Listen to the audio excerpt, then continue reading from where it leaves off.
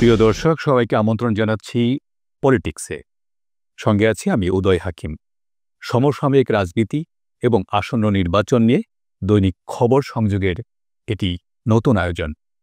আজকে পলিটিক্সের প্রথম পর্বে আমরা আমন্ত্রণ জানিয়েছি দৈনিক খবর সংযোগের সম্পাদক এবং যিনি দীর্ঘদিন ইলেকশন বিট নিয়ে কাজ করেছেন, অভিজ্ঞ এবং সিনিয়র সাংবাদিক জনাব শেখ নজরুল ইসলামকে। নজরুল ভাই, আমাদের প্রথম আয়োজনে আপনাকে স্বাগত জানাচ্ছি। কেমন আছেন আপনি? ধন্যবাদ।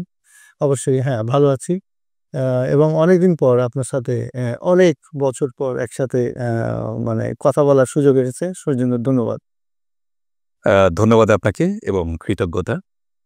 আপনি দীর্ঘদিন ইলেকশন বিট কভার করেছেন এবং এটিএন বাংলা সহ বিভিন্ন টিভিতে কাজ করেছেন। সবাই একভাবে দেখে অভ্যস্ত, তো দীর্ঘদিন পর আবার দর্শক আপনাকে দেখছে। আপনার মধ্যে কিছু পরিবর্তন আমরা দেখতে পাচ্ছি। এটা স্বাভাবিক। আসলে হচ্ছে যে ধরেন যারা মানুষ শুরু করতে করতে একটা বয়স আসে, প্রত্যেকটা বয়স তো একটা বড় ব্যাপার। এটা আপনি যে সিনেমার মানুষ বলেন আর বাস্তবের মানুষ বলেন বা সাংবাদিক বলেন, সবার জীবনেই তো এইভাবে পরিবর্তনটা আসে। সেই পরিবর্তনের ধারাই এই পরিবর্তন অ্যাভয়েড করার কোনো উপায় নেই। রাইট। আচ্ছা, আলোচনায় আসি। আমাদের অনুষ্ঠানের নাম পলিটিক্স, বিষয়টাকে কিভাবে দেখছে? ধন্যবাদ। দেখুন, আমরা যখন ছোটরা বা বড়রা বা যে লেভেলেই বলেন, যখন কোনো কথা বলি তখন আমরা কিন্তু বলি পলিটিক্স করিস না। তার মানে কি যে পলিটিক্সটা আমরা একটা নেগেটিভ অর্থে দেখি, কিন্তু দেখেন পলিটিক্স কিন্তু সবকিছু।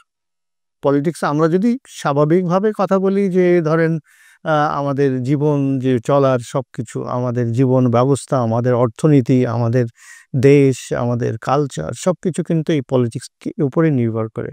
আজকে যদি দেখেন আমাদের দেশটা যদি হয়তো কোনো কলোনিয়াল বা এতে আসতো, তাহলে আমাদের কালচার বলেন, আমাদের সবকিছু কিন্তু সেভাবেই হতো। সুতরাং পলিটিক্স কিন্তু সবকিছুকেই কন্ট্রোল করে, নিয়ন্ত্রণ করে। হ্যাঁ, মুদ্রা কথা হচ্ছে যে কোনো কিছুই পলিটিক্সের বাইরে নয়। যে শিশুটি আজকে জন্ম নিল কিংবা সে মায়ের গর্ভে থাকা অবস্থা থেকেই সে পলিটিক্সের শখ। অবশ্যই, হ্যাঁ। যদিও কিন্তু পলিটিক্সকে আমরা দেখি যে সেটা শুধু বাংলাদেশে না, সারা ওয়ার্ল্ডেই পলিটিক্স বা পলিটিশিয়ান তাদেরকে অনেকেই কম পছন্দ করেন। আমি ভদ্রভাবে বলি, তাহলে কম পছন্দ করেন। আপনি বিবিসিতে একটা খুব ভালো একটা আছে, সেটা হচ্ছে কি যে আপনি যখন তাদেরকে শেখানো হয় যে আপনি যখন কাউকে ইন্টারভিউ করছেন তখন ব্যাক অফ ইয়োর মাইন্ড রাখেন কেন কেন এই লোকটা কেন মিথ্যা বলছে, সেটাকে মাথার পিছনে ধরার করছে। সুতরাং একটা একটা কিন্তু কালচার আছে যে সাংবাদিকদেরকে এটাই করা হয় যে এই লোকটা কথা যেটা বলছে এটা আসল কথা না, তার মনের কথা না, একটা নতুন কিছু বলার চেষ্টা করছে। সে তার বডি ল্যাঙ্গুয়েজ থেকে শুরু করে সবকিছু সে কিন্তু একটু তার তার রিয়েল থেকে তার থেকে বেরিয়ে এসে অভিনয় করছে বা একটা করছে। এটা একটা ধারণা। আমি যেটা বলছিলাম সেটা হলো যে আমরা অপছন্দ করি, কিন্তু তারপরেও কিন্তু আমরা অস্বীকার করার কোনো উপায় অবশ্যই পলিটিক্সকে। যাই হোক, এবার যদি আমরা বাংলাদেশ প্রসঙ্গে আসি, এখন কিন্তু হাটে ঘাটে বাজারে সব জায়গায় সর্বত্র রাজনীতির মঞ্চে বলেন, টেলিভিশন বলেন, খবর বলেন, সমস্ত জায়গায় কিন্তু আমরা নির্বাচনের একটা আভাস পাচ্ছি। ডিসকাশন, গসিপিং সব হচ্ছে নির্বাচন কেন্দ্রিক। অবশ্যই নির্বাচনটাই এখন হচ্ছে মানুষের, বিশেষ করে যে গত 5 আগস্টে যে ঘটনা ঘটে গেল, সেই ঘটনা তো মূলত কেন হলো সেই ব্যাকআপ এর পিছনের ঘটনাটা এটা ছিল যে নির্বাচনের সংস্কৃতি থেকে, যে সংস্কৃতি হওয়া উচিত সেই সংস্কৃতি থেকে বেরিয়ে আসার জন্যই এই ইটা হয়েছে। সুতরাং মানুষের তো একটা অবশ্যই তাদের একটা প্রত্যাশা আছে নির্বাচনে। দেশের মানুষ চাচ্ছে, যারা পলিটিক্স করেন, যাদের মাঠ এইটা, তারা চাচ্ছেন, দেশের মানুষ চাচ্ছেন, সবাই চাচ্ছেন যে একটা নির্বাচনের অবস্থা আসুক। সেই সেই অবস্থাটা কিভাবে আসবে সেটাও একটা এই বিষয়। সবকিছু মিলে সেই জন্য আমাদের একটা বছর চলে গেছে ধরেন, যে এই যে অবস্থা, যে নির্বাচন হতে হবে, নির্বাচনটা কেমন হতে হবে, কেমন হলে মানুষের যে প্রত্যাশা সেই প্রত্যাশা পূরণ হবে, সেই বিষয়গুলো অবশ্যই এখানে দেখা দিতে হবে। ইতিমধ্যে আমরা দেখেছি যে সরকার কিন্তু অনেকটা রোডম্যাপ দিয়েছে যে ফেব্রুয়ারির মধ্য নাগাদ, মানে দ্বিতীয় সপ্তাহের মধ্যেই হয়তো নির্বাচন হচ্ছে। অনেকেই একদম নির্দিষ্ট করেই বলছেন যে 12ই ফেব্রুয়ারি নির্বাচন হবে। ৮ থেকে ১২ এরকম আরকি সবাই মনে করছে যে কিন্তু এরপরও আমরা দেখি যে পত্রপত্রিকায় বা রাজনীতিবিদদের বক্তব্যে আমরা দেখি যে নির্বাচন নিয়ে এক ধরনের সংশয়ের কথা বলেন তারা। যেমন সোশ্যাল মিডিয়াতে অনেকেই বলছেন যে ফেব্রুয়ারিতে নির্বাচন হবে, বাট কোন ফেব্রুয়ারিতে? সেটি নিয়ে তারা ট্রল করছে। আবার অনেক রাজনীতিবিদ আ সরাসরি স্টেটমেন্ট দিচ্ছেন বা রাজনৈতিক বক্তব্যে তারা বলছেন যে নির্বাচন নিয়ে সংশয় রয়েছে। তো সংশয়ের কারণ কি হতে পারে? সংশয়ের কারণটা অনেকটাই যৌক্তিক আবার অযৌক্তিক দুটোই। একটা হচ্ছে কি যে আমরা যদি পিছনের দিকে তাকাই, আমরা যদি শামসুল হুদার যে কমিশন যিনি কয়েকদিন আগেই মারা গেলেন। সেই শামসুল হুদা কমিশনের আপনার কথা মনে আছে নিশ্চয়ই। বলা হলো যে আমরা হয়তো ৩০ দিনের ভিতরে একটা নির্বাচন বা ২ মাসের ভিতরে বা ৩ মাসের ভিতরে নির্বাচন করব। সেই নির্বাচনটা আসলে ভোটের কথা বলে অর্থাৎ ভোটার তালিকা ঠিক করার জন্যে তার ২ টা বছর সময় নিয়েছে। সুতরাং সেখানে কিন্তু একটা মানুষের ভিতরে অস্বস্তি ছিল। তারা একটা করলেন যে আমরা একটা এনআইডি করব। কিন্তু এনআইডি করার জন্যে তো আর নির্বাচন এতদিন পিছানো দরকার ছিল না। এই নির্বাচনটা হয়তো করতে পারত যে ঠিক আছে আমরা একটা এনআইডির জন্য আমরা একটা প্রজেক্ট নিলাম যেটা ২ বছর কন্টিনিউ করবে। But we want to have a wonderful নির্বাচন এবং সেটার জন্য আমাদের দরকার we need 3 months time. Within 3 months' time, it is possible to have a very wonderful voter তালিকা। সেই তালিকা আমরা যদি করতে পারি ৩ মাসের ভিতরে, তাহলে ৩ মাসের ভিতরে নির্বাচন করা সম্ভব। কিন্তু সেটা না করে এনআইডির কথা বলে অনেক দূর এটা করা হয়েছিল। সুতরাং ওইজন্যে মানুষের ভিতরে একটা আছে যে না ৩ মাস না ২ বছর এরকম। আবার এখনকার কথা সেটা হচ্ছে কি যে ধরেন বর্তমান প্রেক্ষিত যেটা সবাই যারা আছেন তারা মোটামুটিভাবে তারা রাজনীতির সাথে অতভাবেই না হলেও এখন নির্বাচনটা কি হবে না হবে সেটা একটা ব্যাপার আছে। সেটা হচ্ছে কি যে অনেকে মনে করছেন যে নির্বাচনটা আদৌ কি হবে? কিন্তু প্রধান উপদেষ্টা তিনি পরিষ্কার করে বলে দিয়েছেন যে নির্বাচনের জন্যই কিন্তু তিনি মানে নির্বাচন কমিশনকে বলছেন যে আপনারা নির্বাচনের জন্য প্রস্তুত হন এবং সে নির্বাচন কমিশন কিন্তু ভোটার তালিকা তৈরি করে নিয়েছে। আপনি জানেন যে ভোটার তালিকা যখন তৈরি করা হয় সেটা একটা ড্রাফট তৈরি করা হয়। সেই ড্রাফটটা সেখানে একটু আবার দেয়া হয়, সবার সামনে প্রকাশ করা হয় এবং যে ধরেন কেউ যদি মনে করে যে না এরা ভোটার না ইত্যাদি এরকম আমরা অতীতে অনেক কিছু দেখেছি। সুতরাং এই যে কমপ্লেইন যে এরা মারা গেছে বা এই নাই ইত্যাদি নাই এইসব কমপ্লেইনগুলো মানে পরিষ্কার করার জন্যে একটা সময় দেয়া হয় এবং ৩১শে আপনি যে আগস্ট কিন্তু ভোটার তালিকা চূড়ান্ত করা হবে এবং অন্যান্য যেসব কাজ সেসব কাজ শুরু হয়ে গেছে এবং আপনি জানেন যে নির্বাচন করতে গেলে যে সীমানার জন্য প্রয়োজন আরপিওর যে পরিবর্তন করতে হয় সব কাজ কিন্তু পুরাদমে চলছে। সুতরাং আমরা আশা বুক বাঁধতেই পারি যে না নির্বাচন কমিশন প্রধান উপদেষ্টা যেটা বলেছেন এবং নির্বাচন কমিশন যেভাবে কাজ করছে আমরা প্রত্যাশা করতেই পারি যে ঈদের আগেই আমরা একটা নতুন সরকার অর্থাৎ নির্বাচিত সরকার যে সরকারের জন্যে এই বাংলার মানুষ এতদিন ধরে অপেক্ষা করেছে সুন্দর একটা নির্বাচন দেখতে চায়। আপনি জানেন যে হুদা সাহেবের যে কমিশন ছিল সেই সময় আমরা দেখেছি যে সেই নির্বাচনের সময় মানুষজন কিন্তু নতুন পোশাক পরে এবং খুব একটা মানে ফেস্টিভ লুক দিয়ে সবাই কিন্তু নির্বাচন অংশগ্রহণ করেছে, ভোট দিতে গেছে এবং সবাই ভোট দিয়ে সুন্দরভাবে বাসায় গেছে এইটা নিশ্চিত করা গেছে সেই নির্বাচনে। সেরকম একটা নির্বাচন প্রত্যাশা করে বাংলার মানুষ। আপনি দীর্ঘদিন এই ইলেকশন বিট কভার করছেন। এখন যে নির্বাচন কমিশন, এই কমিশনকে আপনি কতটা শক্তিশালী মনে করছেন যে তারা কি একটা সুন্দর নির্বাচন দেয়ার মতো ক্যাপাবল কিনা? আপনি কি মনে করেন যে এর আগে যারা নির্বাচন কমিশনার ছিলেন, প্রধান নির্বাচন কমিশনার ছিলেন, নির্বাচন কমিশন তারা কি অযোগ্য? তারা তো না। তারা তো অযোগ্য ছিলেন না। তারা অযোগ্য হয়তো ছিলেন না, কিন্তু তাদের কর্মকাণ্ডে আমরা দেখতে পাচ্ছি যে তারা পক্ষপাতিত্বমূলক না আচরণ তারা করছে। তারা কিন্তু তাদের একটা এফিসিয়েন্সি তাদের যে মানে তাদের যে সরকারে ছিলেন অনেকদিন ধরে বিভিন্ন দায়িত্ব পালন করেছেন, সেই দায়িত্ব পালন কিন্তু তারা পরিষ্কারভাবে করেছেন। করার পরে যে জিনিসটা হয়েছে সেটা হচ্ছে কি যে নির্বাচন কমিশনার হিসেবে যখন দায়িত্ব পালন করেছেন, তখন হয়তো কোনো একটা পক্ষকে তারা মানে সাপোর্ট করেছেন। সেই সাপোর্ট করার জন্যে তারা হচ্ছে সেই নির্বাচনটাকে মানে প্রশ্নবিদ্ধ হয়েছে। এর ফলে হচ্ছে কি নির্বাচন। এখন ধরেন যে কেউ আপনি যদি নির্বাচন মনে করেন যে নির্বাচন করতে চান, সুন্দরভাবে এই এই যে কেউ সুন্দর নির্বাচন করতে পারেন, কিন্তু আপনি চান কি না চান না সেটা হচ্ছে বড় জিনিস। প্রধান নির্বাচন বা ৫ জন নির্বাচন কমিশনার সব মিলে ৫ জন, ৪ জন অন্যান্য কমিশনার। তো এই ৫ জন মিলেই তো নির্বাচন শুধু করেন না, তার সাথে অনেক কিছু নির্ভর করে। পুরা নির্বাচন কমিশনের অসংখ্য কর্মী আছেন, তাদের নির্বাচন, তারপরে হচ্ছে রিটার্নিং অফিসার আছেন, তারপরে হচ্ছে আপনার আইন শৃঙ্খলার লোকজন আছেন, তারপর মানে সশস্ত্র বাহিনীর লোকজন আছেন, সবাই কিন্তু নির্বাচনটাকে একটা মানে ফর্মে নিয়ে আসেন। সুতরাং এখানে কাউকেই মানে খুব বেশি মানে ক্রেডিট দেওয়া যাবে না, কিন্তু আবার ক্রেডিট দিতে হবে এই জন্যে যে আমি চাচ্ছি কি চানা, যেটা আমরা আগের বার বললাম যে এর আগের নির্বাচনগুলো হয়তো বলা হয়েছে যে এইভাবে নির্বাচন করতে হবে, তারা সেইভাবেই করছেন। এখন যদি কেউ মনে করে না আমি একটা সুন্দর নির্বাচন দিতে চাই এবং আমার যে হাতে যেসব যন্ত্রপাতি, আমার যেসব লোকবল আছে, সব কিছু আছে, এইটাকে আমি ইউজ করে একটা ভালো নির্বাচন দেওয়া সম্ভব। সুতরাং যে কেউ কিন্তু ভালো নির্বাচন দিতে পারেন যদি তারা প্রত্যাশা করে।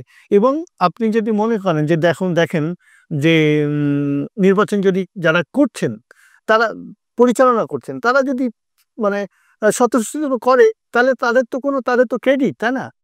এই ক্রেডিট তো তারা পেতেই পারে। তো কিন্তু এখানে একটা প্রশ্ন আবার যে আপনি বলছেন যে কাউকে অত বেশি ক্রেডিট দেওয়ার কিছু নেই, কিন্তু ব্লেম তো ঠিকই পাচ্ছেন। একটা খারাপ নির্বাচন করলে বা পক্ষপাতমূলক নির্বাচন করলে, একপেশে নির্বাচন করলে তার ব্লেম কিন্তু পেতে হচ্ছে। মানে আমরা জানি যে একজন সিইসি কিন্তু ইতিমধ্যে জেলে আছেন।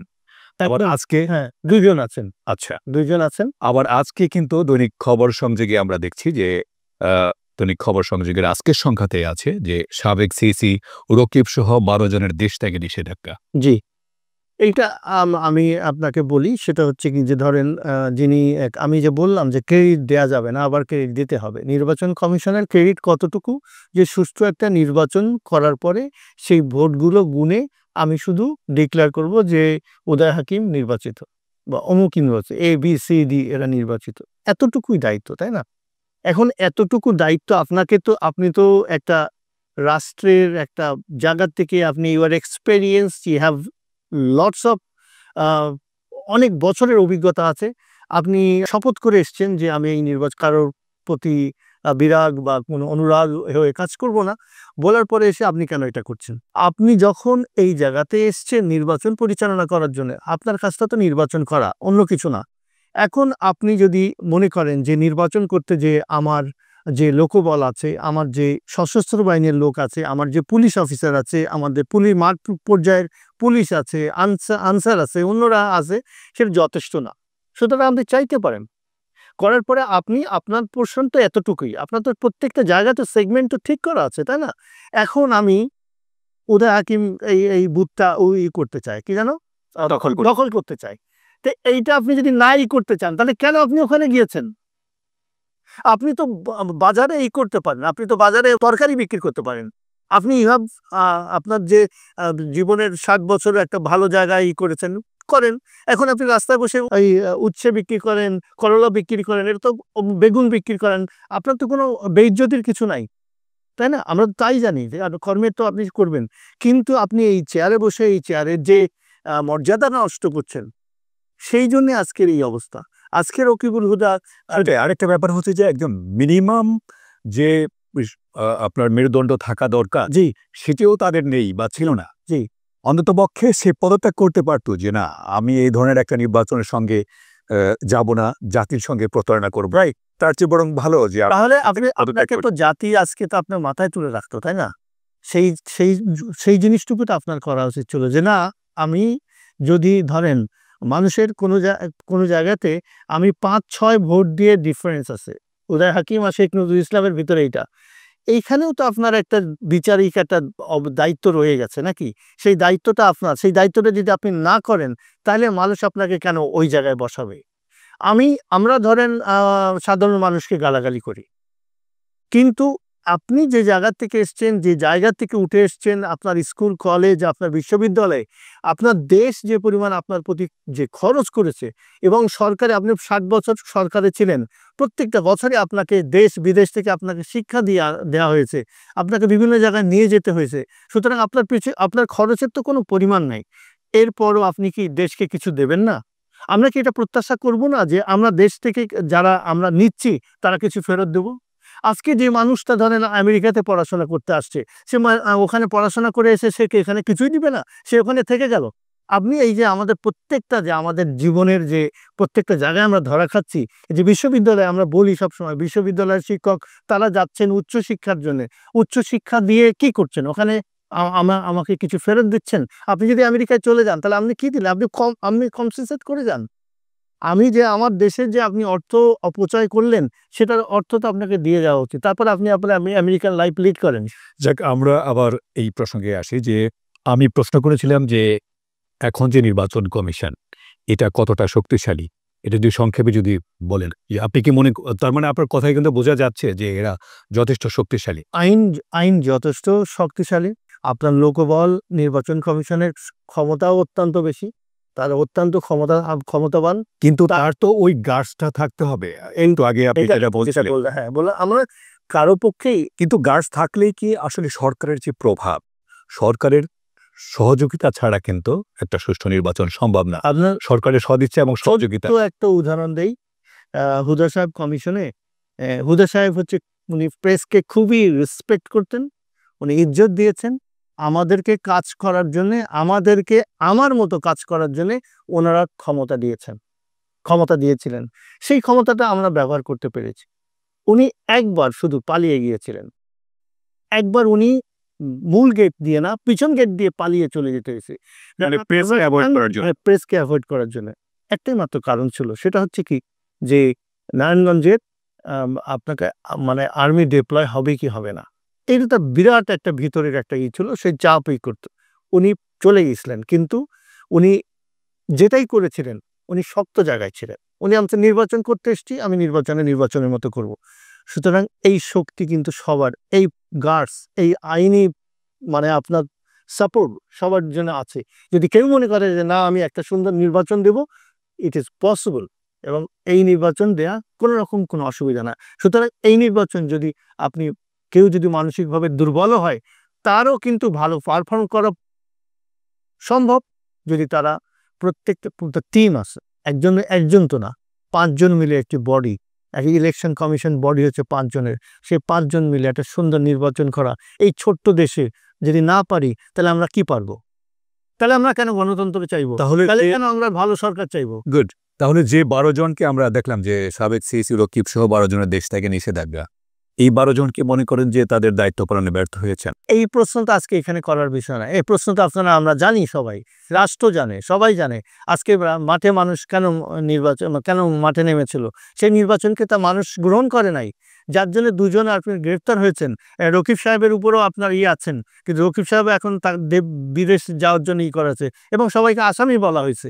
এবং অন্যান্য যারা যে এই 3 কমিশনের যারা 4 জন করে 3 4 12, এই যে 12 জন যে আছেন, যারা নির্বাচন কমিশনার ছিলেন, তাদের প্রশ্ন নিয়ে আমাদের আর কথা বলার কিছু নাই। কেননা এই নির্বাচনটা মানে মানুষ দেখেছে কিভাবে হয়েছে। সুতরাং এটা নিয়ে তো আমাদের কথা বলে আমরা নতুন করে কিছু বলতে পারবো না। আচ্ছা, আপনি বলছিলেন যে সীমানা পরিবর্তনের একটা বিষয় অনেক জায়গায় আমরা দেখেছি যে সীমানা পরিবর্তনের বিপক্ষে মিছিল মিটিংও হয়েছে।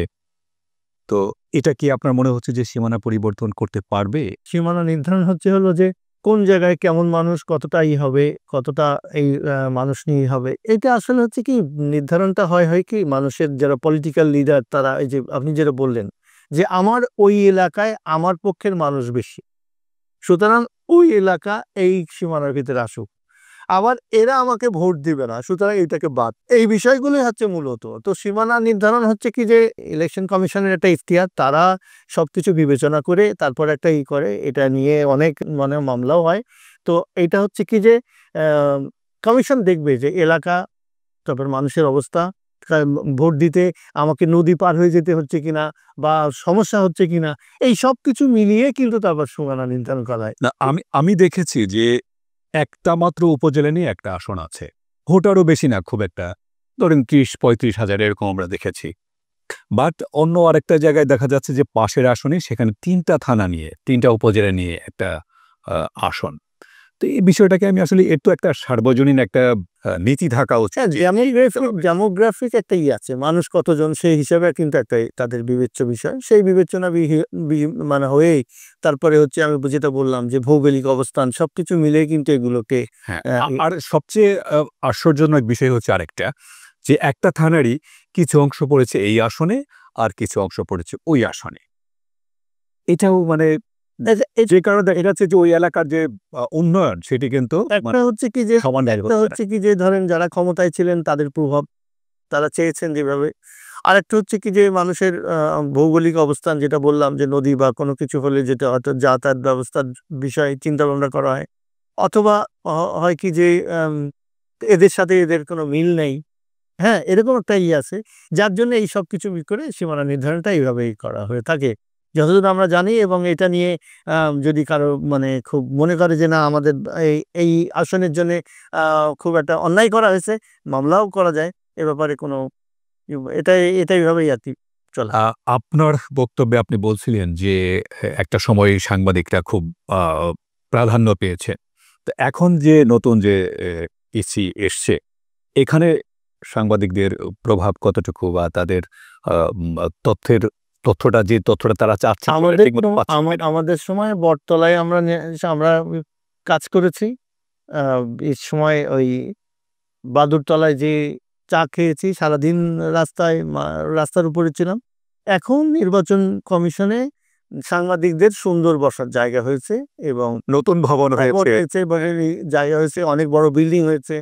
কিন্তু আমার এদের সম্পর্কে যেটা দেখলাম সেটা হচ্ছে কি যে তারা সেখানে যারা সাংবাদিক আছেন সেই সাংবাদিকের সাথে আমরাও আছি, কিন্তু আমরা তো আমরা কভার করি না, বাট তারা একটা করেছেন যে সাংবাদিকদের সাথে যে যে বিষয়টা হচ্ছে সেটা তারা যৌক্তিক মনে করে না, তাদের যে অধিকার সেই অধিকার খর্ব করা হচ্ছে, এই জন্য তারাও কিন্তু একটা আন্দোলনের ভিতরে আছে।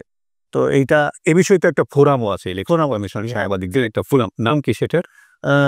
সেটা হচ্ছে যে election commission for demography and এইটা নিশ্চয়ই এখানকার সভাপতি সেক্রেটারি যারা তারা এটা নিয়ে করছেন, বার্গেন করছেন যে নির্বাচন সুষ্ঠু হওয়ার জন্য তারা অনেক কিছু করছেন। এবার তো অনেক কিছু নতুন এসছে, যেমন ধরেন এআই ব্যবহার করা যাবে না, পোস্টার ব্যবহার করা যাবে না, বিলবোর্ড ব্যবহার করা যাবে।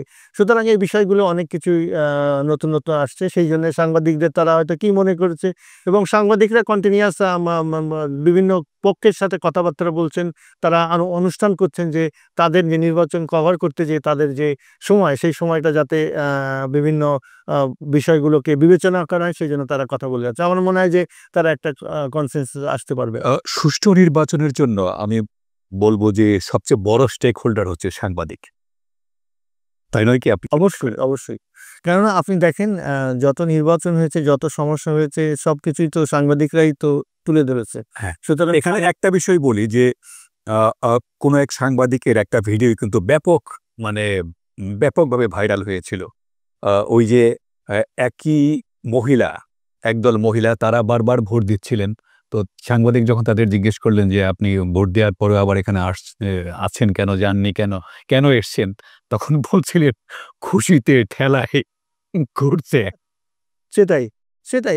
হ্যাঁ, মানে এই নির্বাচনের যে আমরা ওইগুলি নিয়েই তো নির্বাচন, এগুলো নির্বাচন, ওই নির্বাচন থেকে বেরিয়ে আসার জন্যই এই সব প্রক্রিয়া। আমরা আশা করছি যে আমরা সামনের দিনে মানুষ স্বতঃস্ফূর্তভাবে বাড়ি থেকে আসবে, নির্বাচন কেন্দ্রে যাবে, সেখানে ভোট দিবে এবং আবার আবার তার বাড়িতে যেতে পারবে। যদি প্রতিমধ্যে সে করা হয়, তারা যদি বাধাগ্রস্ত হয়, এই তোরা কেন আমাদেরকে ভোট দিসনি, তাহলে তো সেটা নির্বাচনেরই হবে না। সুতরাং এই জিনিসটা নির্বাচন কমিশনের বিরাট চ্যালেঞ্জ। আমাদের প্রধান উপদেষ্টা কিন্তু বলেছেন যে আমরা চাই যে উৎসব মুখর পরিবেশে সন্তান-সন্ততি সহ এসে আপনারা ভোট দেবেন, সেটি তারা বলেছে। কিন্তু অ্যাকচুয়ালি দেখা যায় কি যে একসময় হয়তো উৎসবমুখর পরিবেশে নির্বাচন হতো, আর এখন মানে যতই উৎসবমুখর পরিবেশে হোক একটা ভীতি কিন্তু থাকে। হয়তো একটা লোক তার শিশু সন্তান নিয়ে নির্বাচনের কেন্দ্রে ভোট দিতে গিয়েছেন, কিন্তু আরেকটা পক্ষ হয়তো মানে ওখানে দুই পক্ষের মধ্যে একটা গন্ডগোল লেগে তারা মানে তাদের সেই উৎসবটা মাটি হয়ে যেতে পারে, এরকম কোনো আশঙ্কা? এই ক্ষেত্রে আমার যেটা ধারণা সেটা হচ্ছে কি যে আমাদের সবাইকে এগিয়ে আসতে হবে, আমাদের সবাইকে এগিয়ে আসতে হবে যে যারা সন্ত্রাসী, যারা মানে এই নির্বাচনকে ভণ্ডুল করতে চায়, তারা আমাদের অপরিচিত কেউ না, আমাদের পরিচিত। সুতরাং শুধু আইন শৃঙ্খলার মানে রক্ষাকারীর উপরেই সব দায়িত্ব না, শুধু নির্বাচন কমিশনের উপর দায়িত্ব না, সবাই যদি আমরা করি, তাহলে আমার মনে হয় যে না, যে কোনো অবস্থাতে আমরা একটা সুন্দর নির্বাচন দিতে পারি, আমরা যদি সবাই চেষ্টা করি। আমাদের সবার চেষ্টা করাটা খুবই দরকার। দেখেন, আমরা আমি আমি গ্রামে থাকি, আমি আমি শহরে রাজধানীতে অফিস করি, কিন্তু গ্রামে থাকি, অজপাড়া এলাকায়। এখান থেকে 40 মিনিটে আমি এখানে চলে আসি। তো আমি রাস্তাগুলো খুব অবজার্ভ করি। সেটা হচ্ছে যে ছোট্ট একটা রাস্তায় ফুটা হলো, ধরেন 3 টাকার একটা সিমেন্ট যদি আমি ওখানে লেপে দিই, তাহলে রাস্তাটা কিনতেই হবে। কিন্তু আলটিমেটলি ওখানে পুকুর হয়, পুকুর হওয়ার পর তারপর সরকারকে গালি দেয়। সরকার তো কেউ না, সরকার তো আমরাই, তাই না? এই প্রসঙ্গে একটু বলি যে আগে আমি ছোটবেলায় দেখেছি যে তখন সিএনবি নামে একটা সংস্থা ছিল সরকারের। তারা গাড়িতে করে আপনার পিস, এছাড়া বা ছোট পাথর, ভিটামিন এগুলো নিয়ে তারা যেত গাড়িটা। ছোটখাটো মানে হ্যাঁ, ছোটখাটো ছোটখাটো রিপেয়ারগুলো, ছোটখাটো কি আমরা 1 ফিট 2 ফিট গর্ত যেটা হয় সেটাও আমরা দেখেছি যে সঙ্গে সঙ্গে মেরামত করে দেওয়া হয়তো। কিন্তু এইটা কেন বন্ধ হলো? আমার মনে হয়, আমার যেটা মনে হয় সেটা হচ্ছে কি যে বড় কন্ট্রাক্টের কাজের প্রতি আমাদের সবার লোভ, এইটাই হচ্ছে সব। কিন্তু এটা তো থাকা উচিত। দেখা যাচ্ছে যে এটা ওই ছোটখাটো একটা আছে আছে একেবারেই যে যখন একদম খুব পরে খুব কম হয়, আমরা দেখি যে ওই যে ট্রাকের উপরে একটা এগুলো নিয়ে যে ছোটখাটো কাজ হচ্ছে। তো এই জিনিসগুলো হচ্ছে যাক, আমরা বোধহয় একটু অন্য প্রসঙ্গে যাচ্ছি। হ্যাঁ। আপনি আপনার কথার এক ফাঁকে বলছিলেন যে নির্বাচনটাকে একটা চ্যালেঞ্জ হিসেবে দেখছিলেন।